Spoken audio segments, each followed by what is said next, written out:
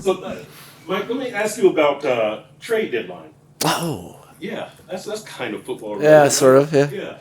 Do you have occasion to talk to your players about the trade deadline, and if they see their name in rumors, do you talk to them, or do you just kind of trust them? Oh no, I address it if their name's out there because for the most part, that like I've said before when talking about trade stuff is, that the the reason why there's a head coach and a general manager is because that's how much stuff is going on. Head coach has to worry about the football. General manager is talking to other teams incessantly about how to make the roster the very best from a business standpoint. And it's misleading when people's names are out there because there's a lot of discussions about stuff. But when that does occur, generally it's not for the most part there's a lot of stuff that isn't real. So I'll be forthright with players in that regard.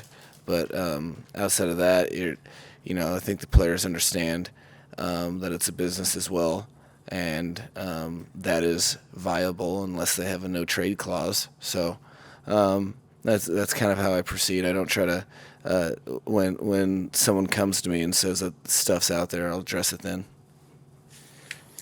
Your run defense, you guys are, I think, 8th in the league, and the next 3 weeks you're playing 3 of the top 7 rushing teams. So, yeah, it's kind of a might against might type of thing, but what makes your rushing defense effective this year? I mean, Christian Wilkins, I think, has been very effective, but what has made your rushing defense effective? Well, collectively, it's been our commitment to getting better. There's pride in that, and from the onset, since I got really when we started in the off-season program, I thought our defensive line are very, very good run defenders. They play with great technique, and they really force offensive lines to be sound. And then as it's progressed, I've seen the rest of the unit start to start early in the season to kind of match their intensity and vigor. And then as the season's progressed, I think we've gotten better and better executing in that phase. So I think that's a collection of players and coaches. It started with the defensive line, but the only way you can be good in this league at anything is if all 11 are committed to a purpose. And I'm starting to see a lot of a really good run play from the linebackers, safeties, and crack replace corners. When you try to, Brandon Jones is not there anymore, obviously. When you try to match system with talent, how closely can you, I guess, play the same style that you did with Brandon Jones as without him? Well, when you have really good players that you lose, you don't replace them by one player.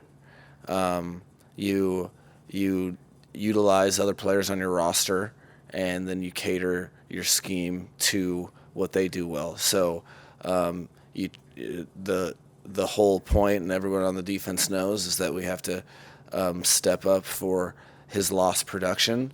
But that's not one person. That's the collection of Miami Dolphin defenders, different players, different skill sets, and you're trying to utilize those to the best of their ability to put them in position to succeed. Coach, I have a trivia question for you. Wait, what? It's more so, do you know who Mr. Universe was in 1981 and 1982? Because you were born in 1983. Dude, that would be freaking unbelievable if I knew that. I mean, I can confidently and comfortably say I have no idea and do not feel guilty that I don't. Okay, that was John Brown. John Brown is the father of Amon-Ra and Equanimous St. Brown. Ah. Okay. I did know that from. I guess I didn't attach it to the years, but I did know that from dudes coming out, and they were obviously really good at working out as well as being good players. So I was aware of that one. You face them week 8. Obviously, they get him back, Amon-Ra, but how do you all plan to I guess focus in on the secondary, making sure that they step up to the occasion for this week? Well, it's the same process that you enter in every week. You try on Wednesday to I view it as my job is to to plant the seed and start with the entire team on showing the opponent and kind of what they are, defining what they are and where their strengths and weaknesses are, and what our plan is. And then Josh takes that immediately after. And that's something that we're working together on to kind of figure out what calls are going in and all of that stuff. But that's something that every position has to really enter in each and every week, because in this league, people are always good at something, So this week, the Detroit Lions are very good at getting yards in the pass game and the run game. They challenge you with committing to stuff that possibly isn't on tape, and you have to be sound and but play to your style, and not let things get you off balance. Or if they get an explosive here, that don't overcorrect. Continue to play your responsibilities, and if we do it together, we have a shot. But that it's the same way that we address every skilled unit that comes in or that you end up playing, because whether it's offense, defense, or special teams, typically in the NFL, they're always good at something. So you try to identify that and then identify how we're going to slow it down. Mike, I apologize in advance for a long-winded wind-up to this question. So Okay. I remember Andrew Hawkins talking about how you had cut up some Allen Iverson to kind of illustrate to our receivers maybe how to get off the line and move to get off the line of scrimmage. I was talking to Raheem Mostert about his surfing background and how he kind of finds some similarities between that and kind of working as a running back, trying to find the hole and working with the offensive line. I was curious, in your history of teaching players, teaching running backs, do you have any unique analogies and kind of illustrations, examples for running backs when they're learning this wide zone scheme? I think there is one of the most powerful communicative skills are through the use of analogies in general. So I heavily use analogies, and I try to make them as random as possible, because what you're trying to do is connect thoughts. And if there's a like thought that you might be able to describe to a player that can paint a picture in a certain way, that's as good as gold. So for running backs in general, you do use the basketball player crossover stuff and some route stuff. Talking about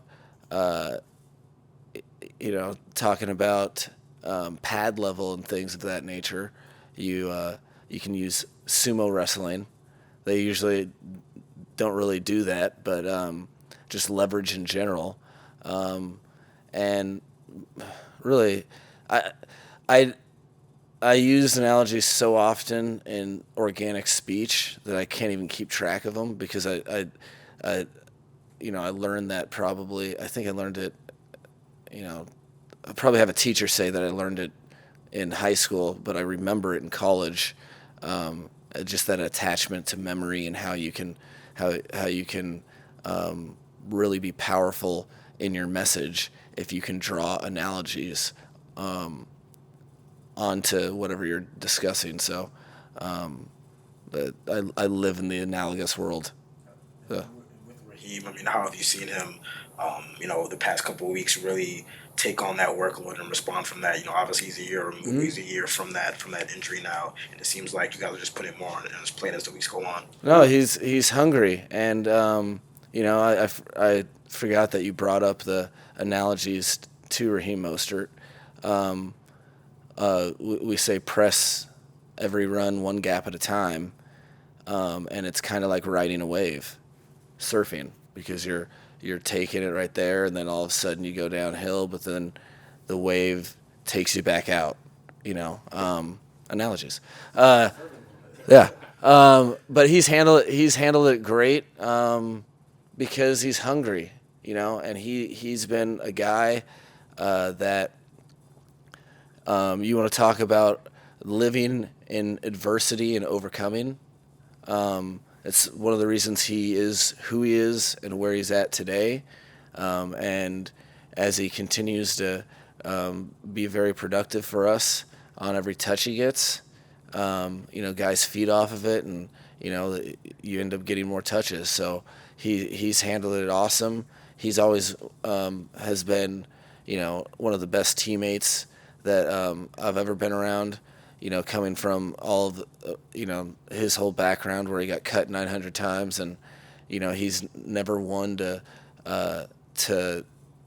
do anything but embrace productivity from other people in his room. He's a great teammate in that regard, and so guys definitely appreciate that and get really excited when he's able to make plays, which is what he does. So he will, he is capable of doing any and everything, really, when he's healthy. So he's done a great job keeping himself healthy, and we will keep pressing forward, hoping for that to continue. Coach, you cut your penalty numbers way down in that game against Pittsburgh. No turnovers, and remember you'd spoken after the Minnesota game about you taking it in the eyes as the head coach to get the team to fix some of the mistakes. Was there a particular message you talk about, your teaching methods that you think got across to them, and how do you keep that going moving forward? No, that's why football is so cool, because it is a team accomplishment through and through. So it's one of the reasons I don't look at, I look at my job as I'm supposed to set vision and motivate and, have all that stuff going on, but it doesn't matter if you have all the great stuff to say if players don't do it. Or so whether that's the messaging that was that good, my knee jerk is that emphasized it and the players did something about it. To me, we have a great group of individual players that collectively respond to points of emphasis. So it was a point of emphasis, but there was just run-of-the-mill English with some examples. Really, the people that deserve credit are the players that said, okay, I agree with you. I'm going to do something about it. And you watch how Jalen Waddle, for instance, was running in space against the Steelers. That lesson didn't from the game before didn't fall on deaf ears for him. You saw people really prioritize it, and even on the other side of the ball, the defense went after it too. And I think guys were, the players were sick of hurting ourselves with penalties, and so we were fortunately able to have a cleaner game. But it's as simple as the players took it upon themselves to make sure it didn't happen on the field, and that's what good teams do. Is they fix problems. They don't let them linger. Mike, you had 16 players listed as limited yesterday. And That's it? 16 on the injury report. That's such a big number. I'm curious, at what point does that number become so big that it not only affects those players' ability to prepare for Sunday's game, but the entire team's? You hit it dead on the head.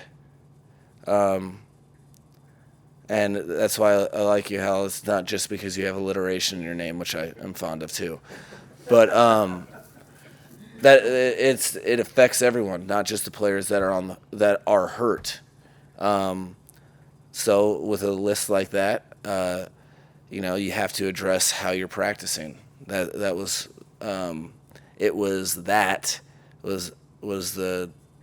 the reason on Wednesday we didn't do.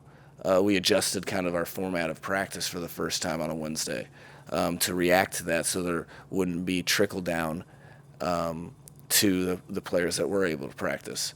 Those are the things that are very common. They fluctuate. They're common in that there'll be a fluctuation during a season of a ton of guys that have dings on them. So it's important that you have a team that is capable of adjusting your schedule to the needs of what the players need, but can handle it appropriately so that, hey, if you tone down a period 2 or maybe tone down an entire day and it becomes from full speed to maybe jog through, that there's not a give in the attention to detail or the intensity. As a matter of fact, there's an uptick in how focused you are, knowing that this exercise is much more mental than physical. Those are the things that are talking to the team that we have to be capable of doing for situations like this. I think they've handled this particular one very, very well, and I'll always adjust things. And as the season goes, you take reps off. There's too many guys down at a position, then you adjust a period. But I don't, like you guys know, nothing's absolute for me. So always adjusting. Do you know of anyone at this early stage who's either doubtful or out for Sunday? Do I? The question is out or doubtful.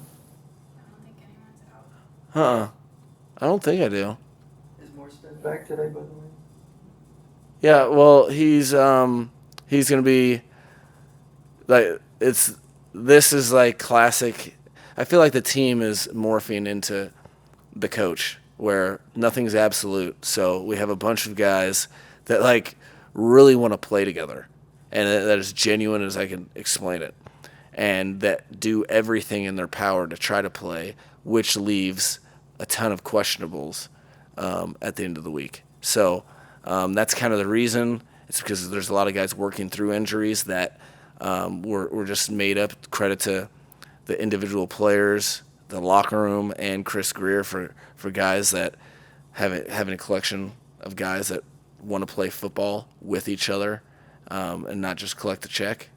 And but as far as we're concerned, Fridays, Saturdays, deciding the who's going to be up, it is kind of cumbersome because you're adjusting, having backup plans all over the board. But at this point, we don't have anybody that is out. There's some varying degrees of questionability. So we'll press forward there.